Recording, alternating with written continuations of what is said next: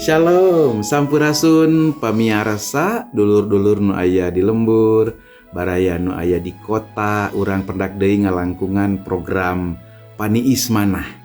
Mangrupikeun hiji program anu nungtun kahirupan urang numutkeun iman Kristiani dumasar kana buku panglenyepan wasiat atanapi buku renungan wasiat. Langet ayeuna sejak nyandak jejernya eta jenengana Yesus. Nanging satu acana hayu urang nandanda heula ka Gusti Pangeran sangkan urang tiasa ngartos non rupi anu sejadi guar ngalangkungan program Paniis Manah ti YKB basa Sunda. Hayu urang ngadua.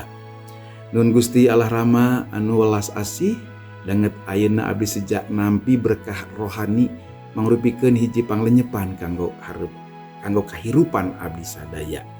Di lebet nami anjeun abdi ngagaduhan hiji kapercantenan, ngagaduhan hiji kapercayaan. Hiji-hijina nami anu tiasa nyalametkeun hirup abdi. Mangga linggih yang roh suci, mangga berkahan abdi, bukakeun hate jeung pikir abdi. Amin. Tah, pamiarsa jejerna jenengana Yesus. Sahasih Yesus teh ka numutkeun Lukas pasal 2 ayat anu ka-21 bagian B disanggemkeun nalika malaikat sumping ka ambu Maria. Anu unggalna kieu, teras dipaparin jenengan Yesus sakumaha anu diamanatkeun ku malaikat. Anjeunna keur dikandung keneh. Pamiarsa kalintang bagja jamugana nalika dina hiji keluarga kasumpingan anggota keluarga anu anyar, anu enggal. Nyaeta sumpingna babarna orok atanapi dede bayinya. Lahirna dede bayi dina keluarga urang.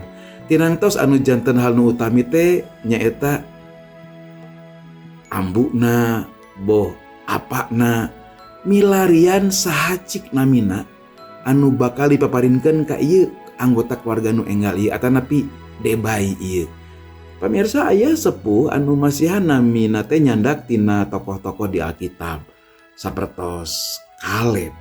Tangtos aya hiji harepan yen engke putrana janten ngagaduhan karakter sapertos Kaleb anu leber kuawanen, anu ageng kawanina. Aya oge kulawargi anu sanes mah geuning maparin jenengan putrana teh Daniel cenah. Kumargi sanes wae anjeunna tokoh Alkitab nu luar biasa di zaman kerajaan di Nebukadnezar, tapi oge anu ngabantos lahiran teh Dr. Daniel. Aya oge sepuh anu luar biasanya kantos ningali dina medsos aya nu masihan putrana Satria Baja Hitam. Eta leres pisan aya kajantenan etanya biasa ku urang ditingali dina medsos. Rupina bapana si Horeng si Mana Horeng mikaresep kana film Satria Baja Hitam. Saha terang atuh engke putrana janten satria anu ngabela bebenaran, anu numpes kajahatan. Pamiarsa malih aya oge sepuhna anu maparin nami Verti. Si Horeng eta teh gabungan nami ti kadua sepuhna. Si apana teh namina Peri, ari si mamahna namina Tati. Janten Verti upami digabungkeun teh. Ieu teh nandeskeun nyemintonkeun rasa cinta bahwa tinu janten bapa oge si emak ti si apa atanapi si ambu. Hartosna geuning setiap nami teh ngagaduhan caritana sewang-sewangan. Pamirsa, kumaha upami aya nami sepuhnanya i ambuna teh Teteh Cici. Ari nu janten apana teh Mang Alok. Atuh nami putrana teh janten Cilok atuhnya.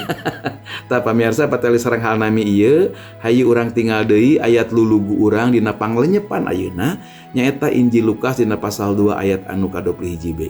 Anu ieu unggalna teh.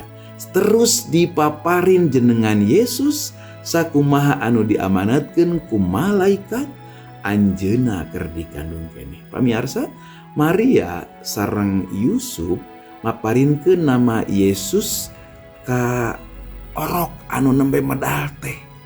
Nami ieu mangrupikeun bentuk tina basa Yunani nyaeta Yesua atanapi Yosua anu ngandung hartos Allah anu nyalametkeun.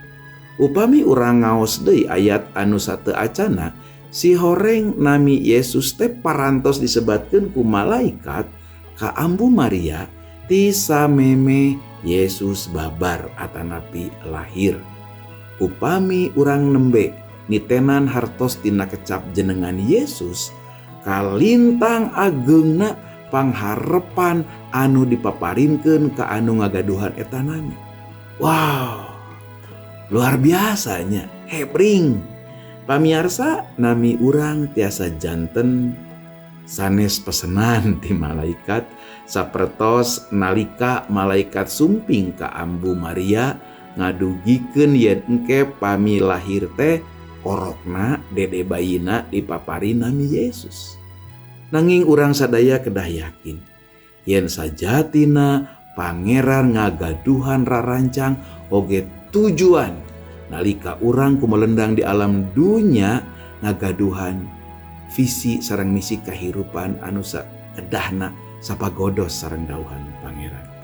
Pamiarsa jalan kahirupan urang sadaya geningannya sok manggih tanjakan, pengkolan, jeung pudunan.